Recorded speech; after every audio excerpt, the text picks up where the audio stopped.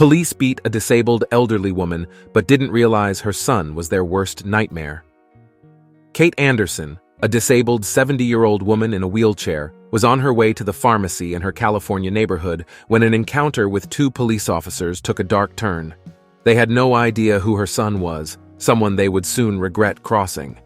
But before we dive into what happens next, I'd love to know, where are you tuning in from today? Drop a comment below. It was a bright afternoon as Kate maneuvered her wheelchair down the cracked sidewalks, the cool autumn breeze sweeping through her modest coat. She had just completed a simple errand at the pharmacy, feeling satisfied with how the day had gone. Despite being disabled, Kate prided herself on her independence. Her son, Noah, a prominent lawyer and activist, often offered to help her, but Kate insisted on handling things herself. As she approached a quieter street near her home, two police officers suddenly appeared from around the corner. Their expressions hardened the moment they spotted her. The taller of the two, a man with a shaved head, called out, "Hey you!" His voice carried a sense of unwarranted authority. Kate halted her wheelchair, looking up at them with a calm but confused expression. "Yes, officer?" she asked politely. She had done nothing wrong and was simply heading home, but their aggressive demeanor filled her with a growing sense of unease. "Let's see your ID," the tall officer demanded, stepping closer. His partner, shorter and stockier, eyed Kate suspiciously.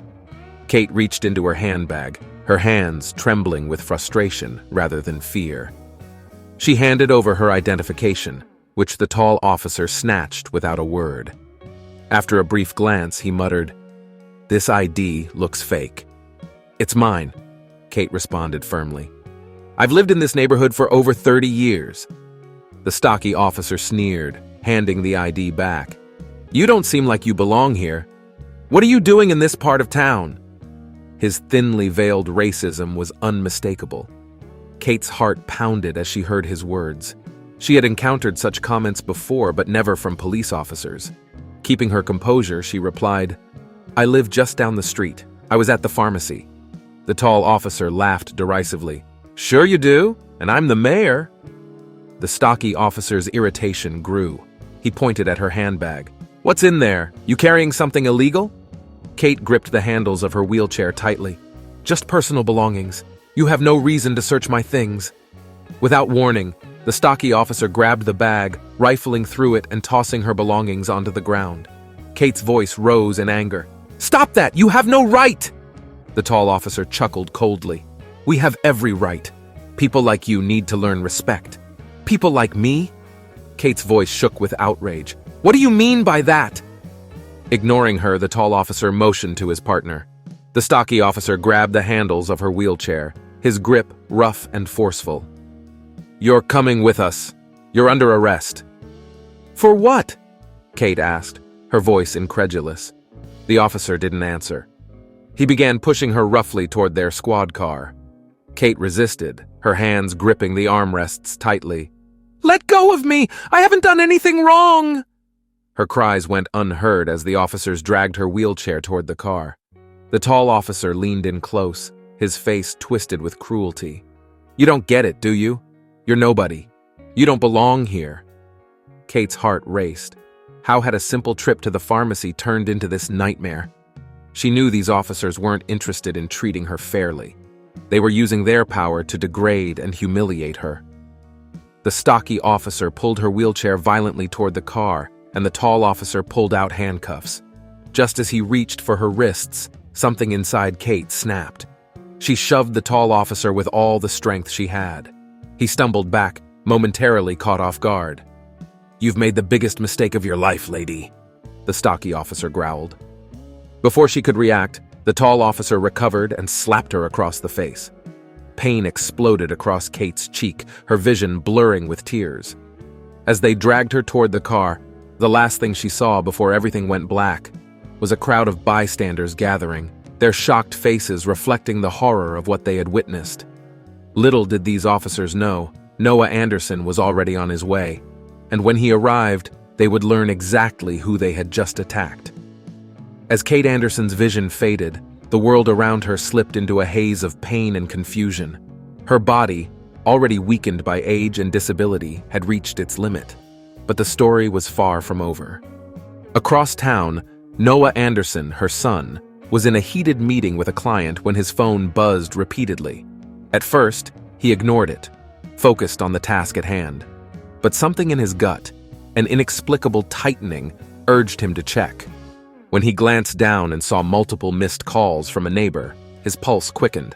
Without waiting for a break, he excused himself and stepped into the hallway. "Hello?" His voice was sharp with concern. "Noah, it's bad. It's your mother. The police. They're—" The words barely registered before Noah was sprinting down the stairwell, his mind racing. His heart pounded in his chest as he pushed through the crowd, his only focus getting to his mother as quickly as possible. He couldn't imagine what had happened, but the way the neighbor had sounded, frantic and helpless, told him enough. Back on the street where Kate had been assaulted, a small crowd had gathered, murmurs of disbelief and disgust rippling through the bystanders. Several people had pulled out their phones, capturing the scene as the officers dragged Kate's limp body toward the squad car.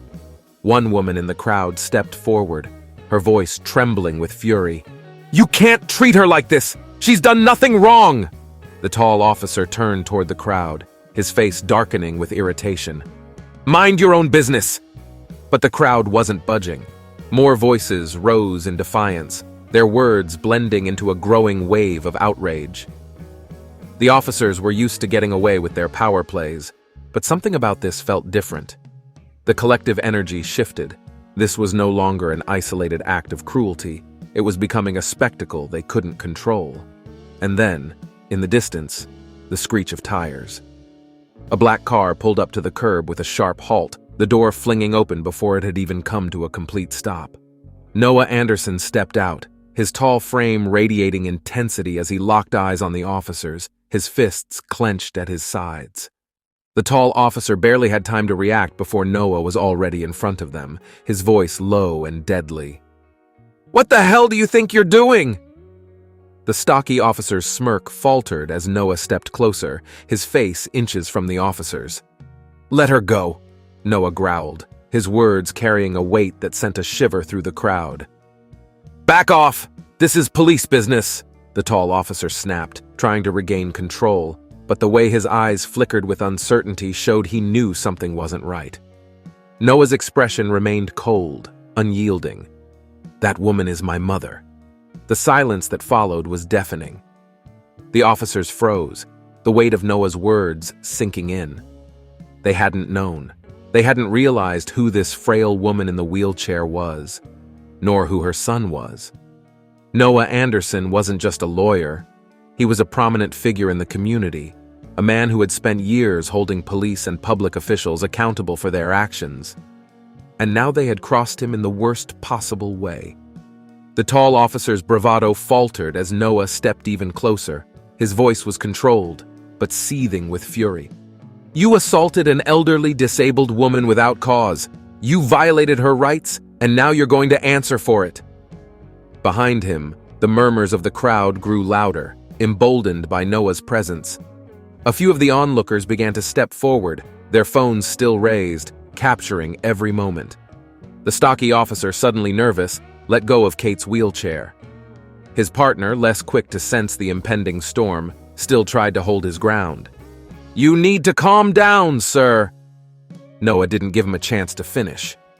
"Calm down?" His voice cut through the air like a blade. "You beat an unarmed elderly woman. You think I'm going to calm down?" By now, the scene had drawn even more attention. People were stepping out of nearby businesses, their eyes wide as they watched Noah stand toe-to-toe with the officers. The weight of the moment pressed down on the two men in uniform, their confidence eroding under the sheer force of the gathering outrage. Finally, the tall officer stepped back, his hand hovering over his radio. He knew they had lost control, and he also knew Noah wasn't bluffing. But it was too late for him to undo the damage. Noah bent down to his mother, who was still trembling from the ordeal. His hands were gentle as he lifted her from the pavement, cradling her in his arms. "I'm here, Mom. I've got you." Kate's eyes fluttered open, her voice weak but full of love for her son. "Noah?" He kissed her forehead, his rage tempered only by his concern for her well-being. But as he lifted his gaze back to the officers, the cold fury returned. "I'll see you in court," he said quietly, his tone promising that this was far from over. As Noah carried Kate to his car, the crowd began to disperse. But the echoes of the confrontation lingered in the air. The officers exchanged nervous glances, knowing their careers and their reputations were about to come crashing down. They had crossed a line, and now they would face the consequences. Justice was coming, and this time there would be no escape. The days that followed felt like the calm before a storm, but for the officers, the storm was already brewing. The moment Noah Anderson had driven away with his mother, he had set everything in motion. Calls were made, statements collected, and by the time the sun had set that evening, the city's entire police department was already feeling the pressure. The video of the incident had gone viral within hours, spreading across social media platforms like wildfire. Local news outlets picked up the story quickly, and soon, the whole nation was watching. The police commissioner held an emergency press conference the next morning, his face drawn and tense as he tried to reassure the public that an internal investigation was underway. But no one believed him. The people of California had seen too many promises of accountability vanish into thin air. This time, though, the story had a key player, Noah Anderson.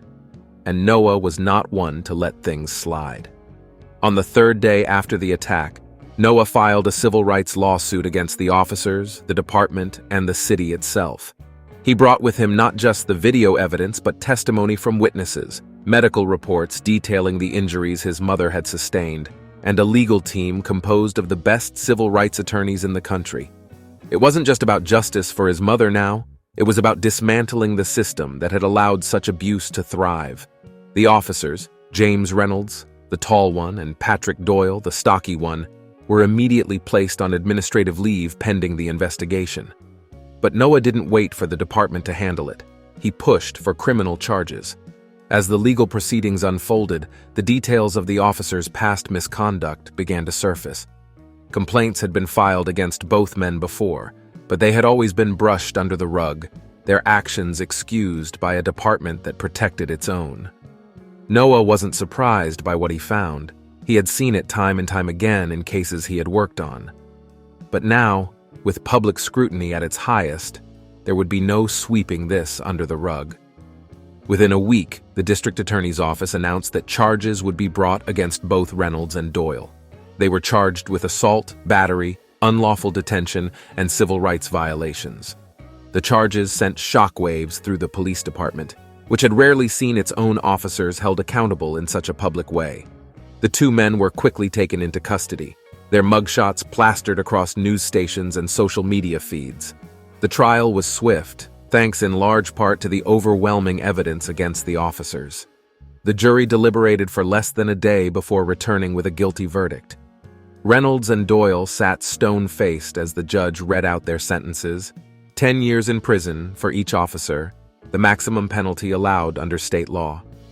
But for Noah, it wasn't enough. As the court adjourned, Noah stood before the press, his voice calm but filled with purpose. "This is just the beginning," he said. "These men will serve their time, but the system that allowed them to act with such impunity still stands. We need reform, we need accountability, and I won't stop until we get it." Kate, still recovering from the physical and emotional trauma of the attack, watched from her wheelchair as her son spoke.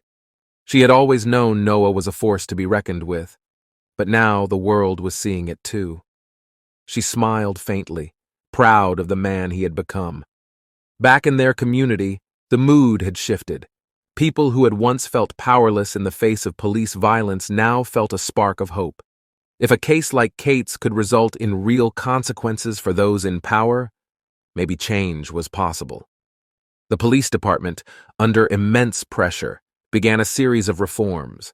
The commissioner was forced to resign, replaced by someone outside the department with a reputation for holding officers accountable. Body cameras, long promised but never fully implemented, became mandatory for all officers on duty. A civilian oversight board was established to investigate allegations of misconduct. But for Noah, these reforms were only the beginning. He continued to push for change at every level, becoming a central figure in the fight for justice and equality in the state. His legal battles expanded beyond just his mother's case, representing others who had been wronged by those sworn to protect and serve. As for Reynolds and Doyle, their lives unraveled. In prison, they were shunned by both inmates and guards alike, pariahs even among their peers. The once confident officers who had believed they could act with impunity now faced the cold reality of their actions. The law they had so eagerly used to oppress others had turned against them, and they would spend the next decade behind bars, paying for their crimes. Months after the trial, Kate and Noah sat together on the porch of their home, the sun setting in the distance. Kate was still healing, but the strength she had passed on to her son had never wavered. She looked at him with pride, knowing that while the road ahead was long, they had already come so far. "Noah," she said softly, her hand resting on his, "you've done something incredible. You've made them see us, made them understand that we won't be silent anymore." Noah smiled, his gaze fixed on the horizon. "We've just started, Mom. There's more work to do." And as the sun dipped below the California sky, they sat in quiet resolve, knowing that justice, while slow, had finally begun to prevail. Leave a comment if you enjoyed this story. It doesn't cost you anything, and you'll make me very happy. Thank you, and I look forward to your like.